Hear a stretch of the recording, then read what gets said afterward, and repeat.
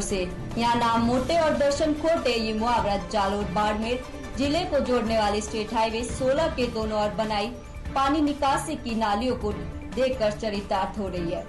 जिवाड़ा में state highway 16 पर बनी नालियों के हालातों पर ये मुहावरा बिल्कुल सटीक बैठता है।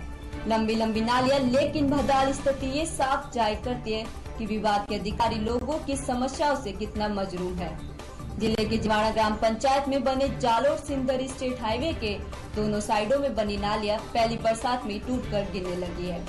याद रहे कि बीते 4 माह पहले इस हाईवे का निर्माण हुआ है। यह हाईवे जिस बड़े शहरों से गुजरा है, यहाँ पर दोनों ओर पानी निकासी के लिए हाईवे सड़क के दोनों ओर नालियों का निर्माण हो रहा है।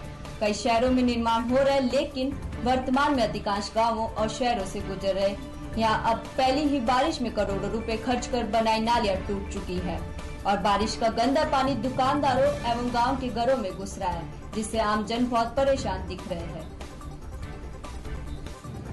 4-5 महीने पहले ये नाली बनाई हुई थी, ठीक है। अब इसकी वापसी टूट गई पहली बारिश में और हमारे दुकानों आगे ये पूरा खड्डा कर दिया है। आने जाने में ग्राहकों हमारे दुकानदारों को परेशानी हो रही है। खबर सरदार शहर से।